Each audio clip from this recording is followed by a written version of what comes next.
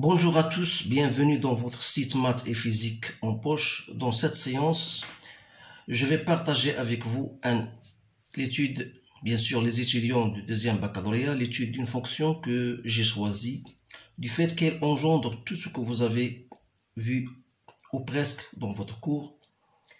Donc je voudrais que vous donniez plus d'importance à l'étude d'une fonction. Pourquoi? Parce que cela absorbe plus de notes, environ entre 9 et 12 points, chose qui n'est pas facile. Alors là, voilà, le sujet est devant vos yeux, donc vous allez stopper bien sûr la vidéo et vous allez lire et relire les questions posées.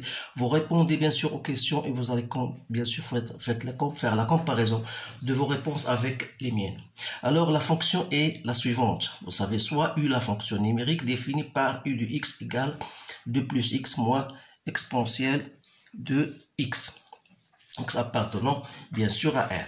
La première question, calculer U' de x pour tout x appartenant à R et étudier la variation de U. Donc ça, c'est une simple question. On va répondre question par question. Alors pour chercher la dérivée U' de x, donc vous savez que la fonction exponentielle, sa dérivée est toujours l'exponentielle. Vous savez bien sûr que toute fonction exponentielle est une fonction dérivable. U de x est une fonction dérivable. Pourquoi? Parce qu'il est composé de deux fonctions, bien plutôt la somme de deux fonctions dérivables, donc est une fonction dérivable. Il faut toujours mentionner cela parce que c'est nécessaire.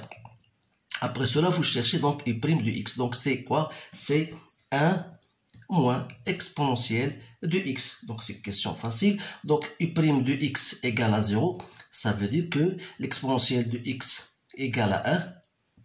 C'est-à-dire que x égale à 0. Donc, il suffit de dresser votre tableau de variation. Bien sûr, voilà x, voilà U' de x, et voilà U de x. Alors, la dérivée, elle s'annule au point 0. Voilà. Vous avez le domaine de définition de cette fonction est R. Alors, dire que la fonction est positive, U', ça veut dire que x est supérieur à 1, puisque la fonction exponentielle, c'est une fonction croissante.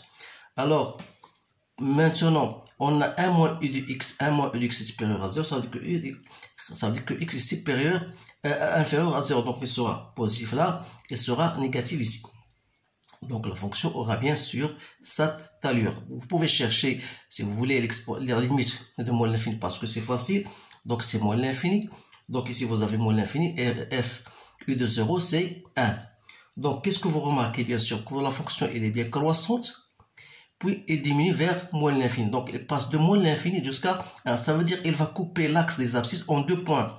La première point, ce sera ici entre moins l'infini et 0, et la seconde entre 0 et plus l'infini. Donc on va mettre que c'est comme s'il s'agit bien sûr de la deuxième question. Il s'agit d'un certain alpha et d'un certain bêta. Alpha compris entre, on va vous répondre à cette question parce qu'il veut dire montrer que l'équation U de x égale à 0, il admet deux solutions, alpha et bêta, telles que alpha est compris entre moins 2 et moins 1 et bêta compris entre 1 et 2. Alors la fonction croissante vers 1, ça veut dire qu'il va couper l'axe des abscisses à un certain point alpha, tel que U de alpha égale 0. Et l'on est de même pour bêta. Voilà. Donc ça veut dire quoi? Ça veut dire que le signe de U de x sera tantôt positif et sera tantôt négatif. Positif normalement dans le cas où x est supérieur ou bien compris entre alpha et bêta, et négatif entre moins l'infini jusqu'au alpha, puis de bêta jusqu'à plus l'infini. Donc on va bien sûr, on va montrer cela. Donc on va dire U est une fonction continue, c'est bien sûr continue sur R, et en particulier sur l'intervalle moins 2, moins 1 et aussi 1, 2. Vous savez bien sûr que les fonctions et les croissantes entre moins 2 et moins 1. Donc ici elle est croissante, ici elle est décroissante. Donc on peut ajouter ça si vous voulez. Donc elle est croissante sur moins 2, moins 1, mais elle est décroissante sur 1, 2. Mais l'important, c'est que, d'autre part, si vous voulez, il faut noter que il faut chercher f de moins 2 fois f de moins 1 elle doit être égale, elle soit négative. Donc vous devez vérifier ça. f de moins 2, c'est moins exponentielle de moins 2 que je multiplie par 1 sur exponentielle de e. Donc ça, c'est négatif. Et l'on est bien de même. F de 1 multiplié par f de 2 est négatif. Alors là, il existe bien sûr un alpha. Donc il existe un alpha appartenant à moins 2, moins 1 et bêta appartenant à 1, 2 tel que u de alpha égale à 0 et u de bêta égale à 0. Ça, c'est très intéressant. Pourquoi? Parce que lorsqu'on va étudier la deuxième partie, on va bien sûr utiliser ça. C'est pour cette raison-là qu'on veut dire, voilà, déduire le signe de u du x. Donc, vous remarquez bien sûr que quel que soit x appartenant à moins l'infini jusqu'au alpha et de bêta plus l'infini, on aura dit bien sûr que la fonction u de x elle est négative. Donc, on va noter ça. Quel que soit x appartenant à moins l'infini 0, union bêta plus l'infini, vous avez u de x est inférieur à 0, inférieur strictement 0. Et alors, quel que soit x appartenant à alpha bêta, vous avez u de x est strictement supérieur à 0. Donc, on va utiliser bien sûr ces deux choses-là, ou bien ces deux conditions-là qu'on a vu bien sûr dans le signe de u de x. La deuxième partie, voilà, vous avez une fonction g de x définie sur R. Bien sûr, montrer, bien calculer g' du x pour tout x appartenant à R et étudier la variation de g.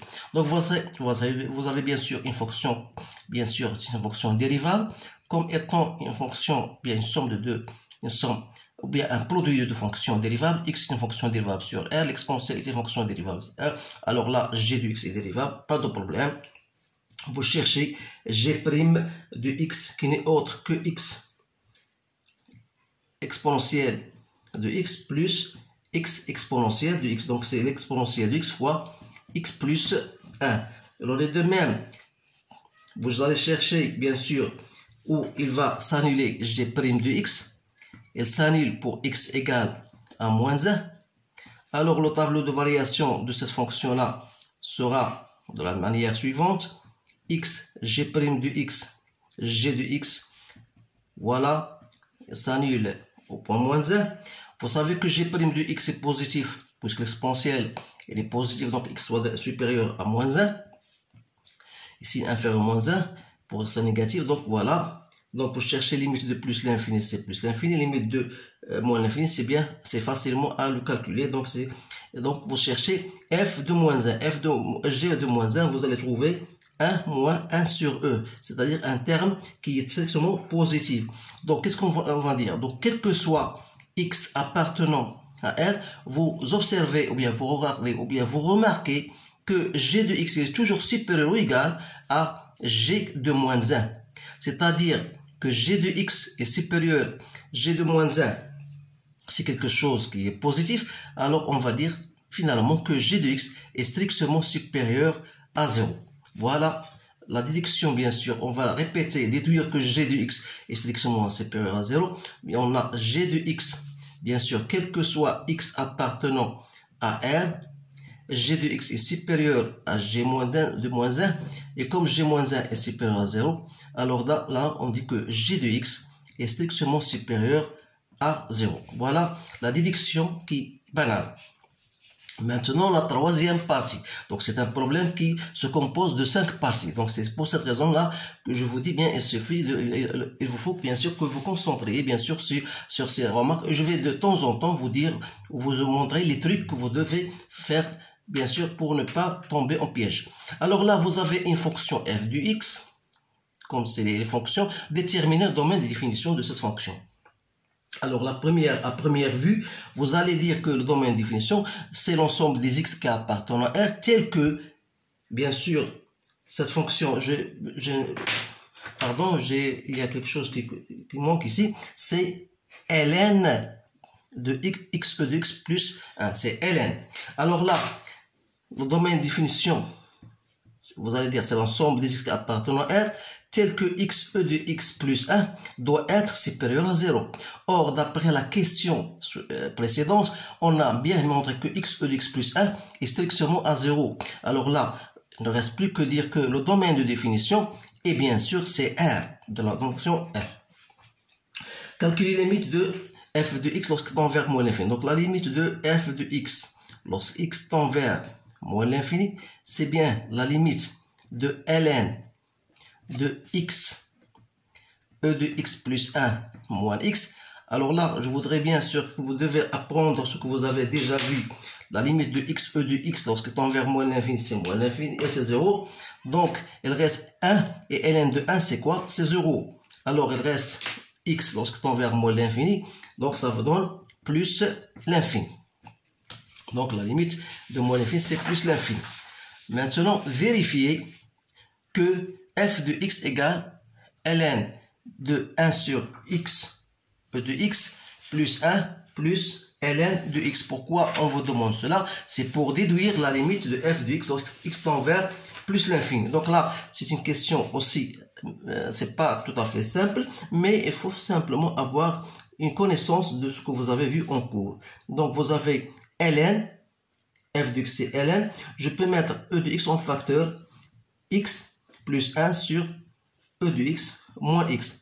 Vous savez que ln de produit A, B égale ln de A plus ln de B, mais faites attention, cela n'est possible que si A est positif et B est positif. Alors, puisque x est strictement supérieur à 0, alors vous avez l'exponentielle toujours supérieur à 0, vous avez x plus 1 sur x supérieur strictement à 0, alors là, dans ce cas, je peux écrire c'est ln de l'exponentielle de x plus ln de x plus 1 sur e de x, et reste moins x. Alors là, c'est bien sûr c'est x moins plus ln de x plus 1 sur e de x moins x. Alors c'est bien ln de je peux mettre là x en facteur même. Je dis que voilà x en facteur de 1 plus 1 sur x e de x. Cette fois-ci, de la même manière, c'est ln de 1 plus 1 sur e de x plus ln de x. Alors, voilà, on a bien abouti à le résultat qu'on nous a dit de montrer. Alors maintenant, calculer, bien sûr, et déduire la limite de f de x sur x, f de x sur lorsque x tend vers plus l'infini. Alors, dans ce cas, limite de f de x lorsque x tend vers plus l'infini, vous savez bien sûr que ça tend vers 0, il reste 1, donc ln de 1 c'est 0, il reste x, donc ln de x c'est plus l'infini, donc la limite de f de x c'est plus l'infini. Maintenant on va passer à calcul de f' de x. Alors là, f' de x c'est quoi? C'est ln de x, e de x plus 1. Voilà, je vais chercher f de x, donc c'est ln de x, e de x moins x. Voilà, on va chercher la dérivée de ça. Alors, il faut bien montrer que ça, on a déjà montré que x, e de x, c'est quoi? C'est g de x. Donc, c'est pour faciliter la tâche, c'est mieux de la mettre de cette manière-là. Alors là, vous avez une fonction ln d'une fonction, sa dérivée, c'est quoi? C'est g' de x sur g de x moins 1. C'est-à-dire, c'est l'exponentielle de x plus 1 qu'on a déjà trouvé sur x, e de x plus 1 moins 1. Alors, c'est x, e de x plus l'exponentielle de x moins x, e de x moins 1 sur x, e de x plus 1. Donc, il reste, voilà, e de x moins 1 sur x, e de x plus 1. Alors, c'est bien cette dérivée-là. Donc, la fonction, le signe de f' n'est autre que le signe de e de x moins 1 parce que le dénominateur est toujours positif.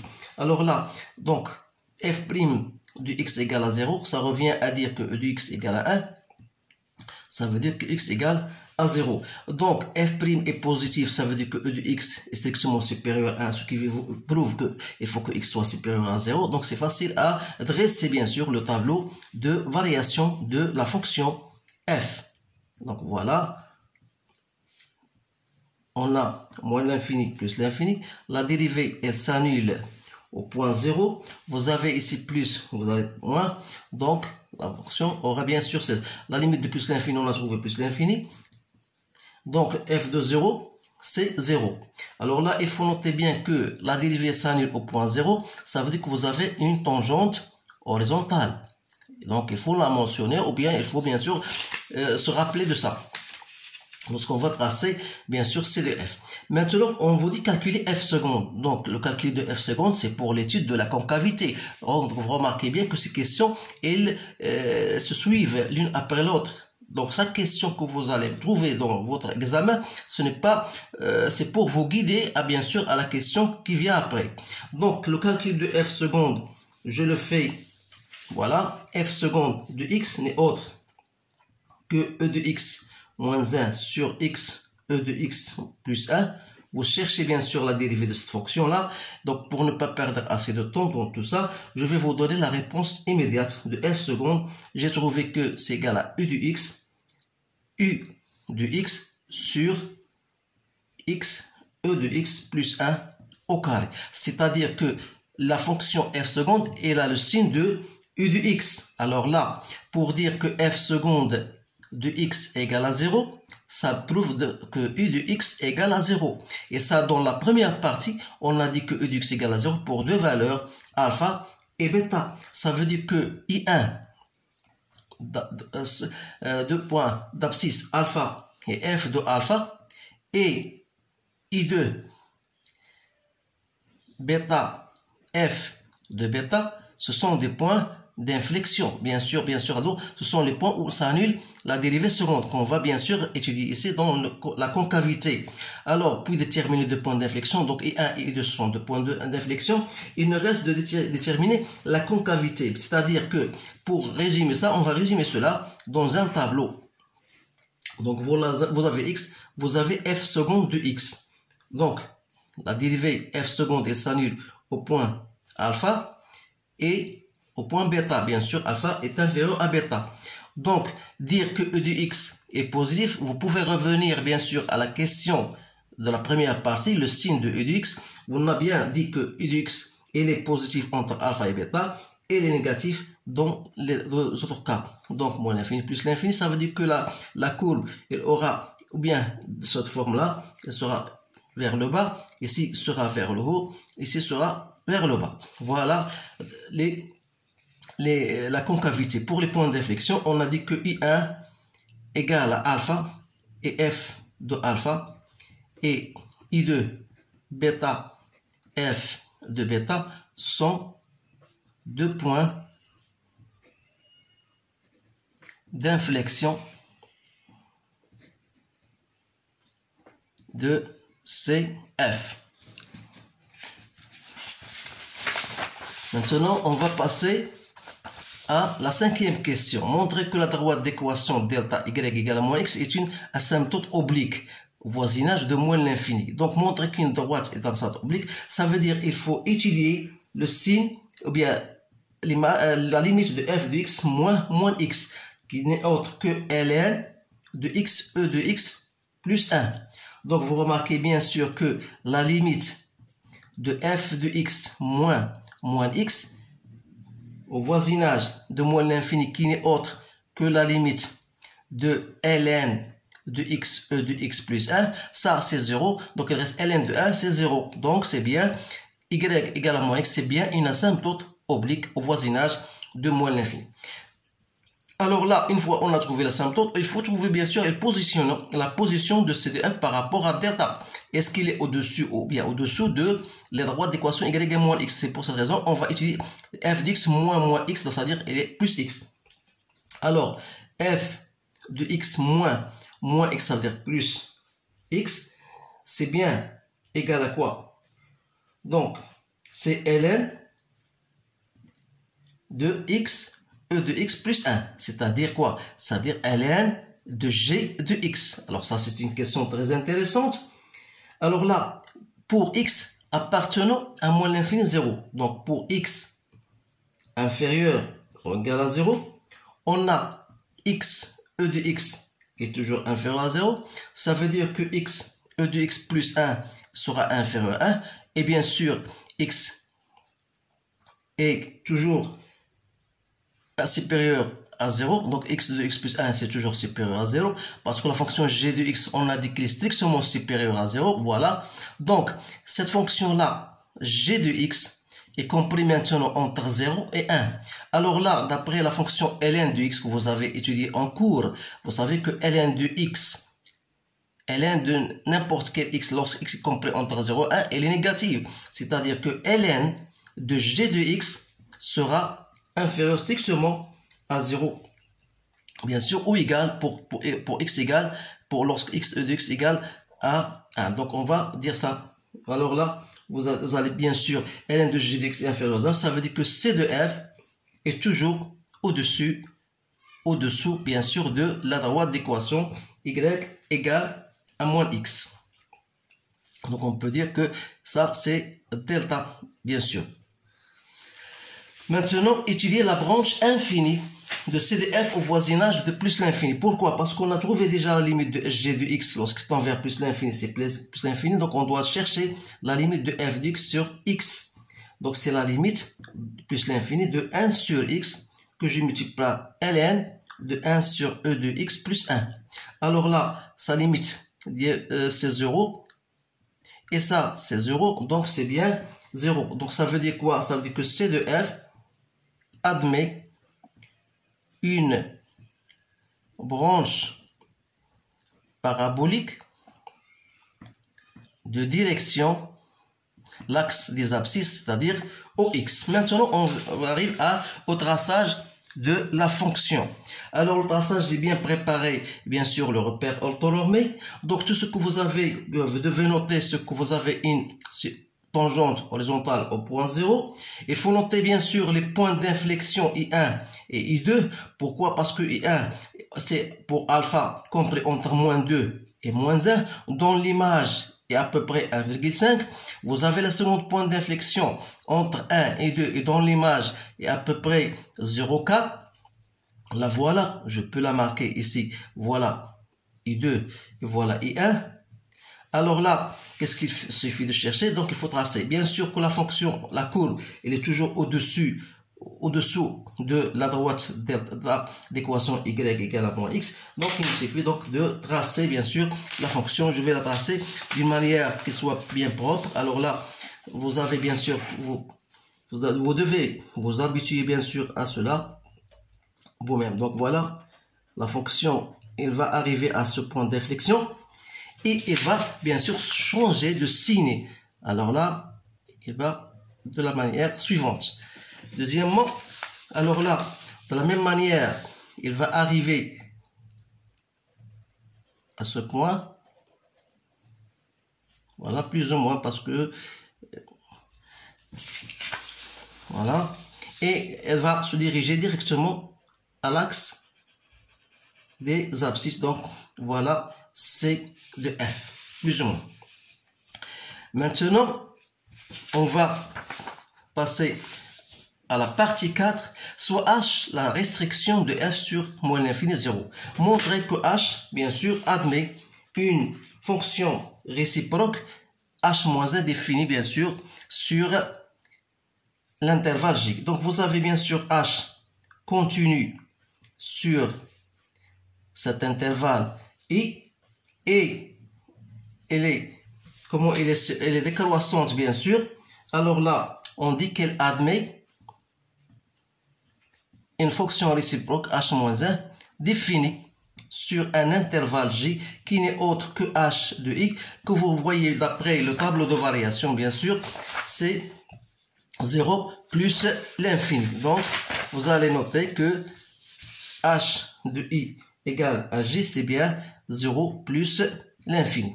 Donc, trace C de H-1 dans le même repère. Alors, pour le traçage, donc je vais... Bien sûr, par rapport à vous. Donc, qu'est-ce que vous allez faire? C'est ça, je vous conseille de le faire. Vous allez faire, voilà, entre moins l'infini à 0, on s'intéresse justement à cette fonction-là. Alors là, il suffit de tracer la symétrie par rapport à la droite d'équation y égale à x. C'est pour cette raison que j'ai mis cela. Voilà.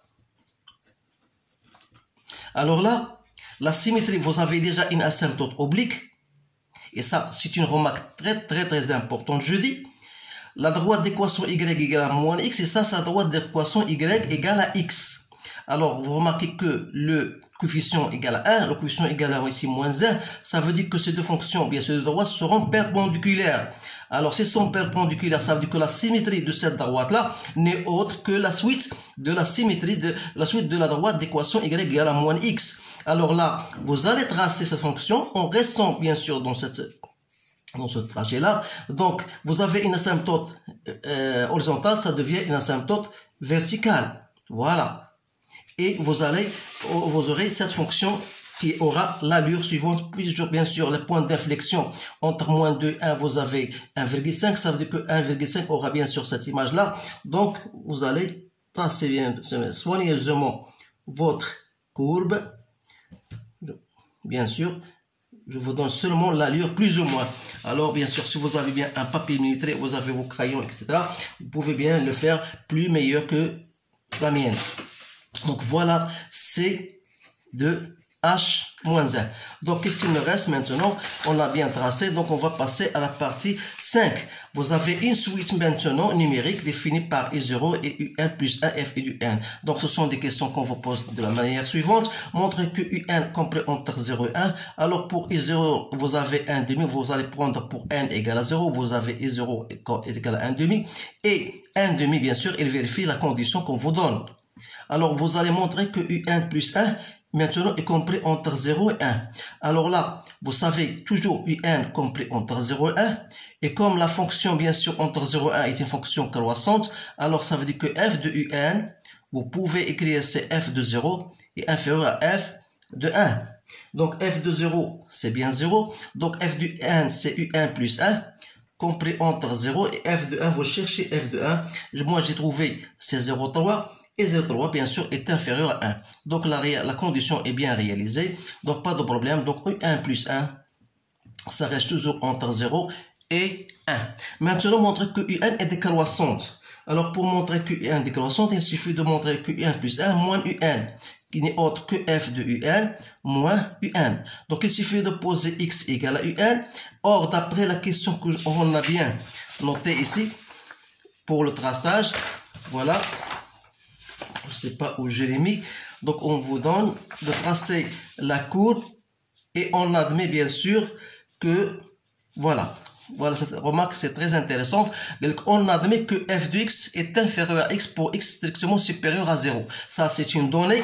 Alors là, ça veut dire quoi? Ça veut dire que f de x un moins un, c'est-à-dire f de x moins x, est toujours inférieur à 0. Ça veut dire que un plus 1 est inférieur à UN. Donc, UN plus 1 est inférieur à 1. Ça veut dire que UN est décroissante. Alors, une fonction UN suisse est numérique décroissante. Donc, décroissante est minorée par la valeur 0.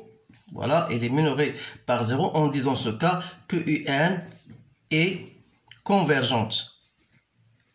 Et sa limite, lorsqu'un tend vers plus l'infini, c'est bien 0 puisqu'il est minoré par UN. Voilà tout ce qu'il y a dans ce problème-là. Je vois que c'est un problème assez complet. Donc, essayez bien de le répéter. Et bien sûr, vous allez noter à toutefois les trucs et les astuces dont je vous ai parlé. Parce que la plupart des étudiants, ils ne savent même pas faire une courbe, traçage de courbe. Donc, il faut s'habituer bien sûr au traçage de courbe. Il faut s'habituer quand même à faire et refaire des autres études. Parce que vous pouvez voir dans ma chaîne, bien sûr, maths et physique en poche, il y a un tas d'études de fonctions que j'ai déjà mentionnées. Alors, il ne vous reste que voir ces fonctions-là et pour vous tirer profit. Alors, il ne me reste qu'à vous remercier de votre attention et je vous dis merci et à bientôt.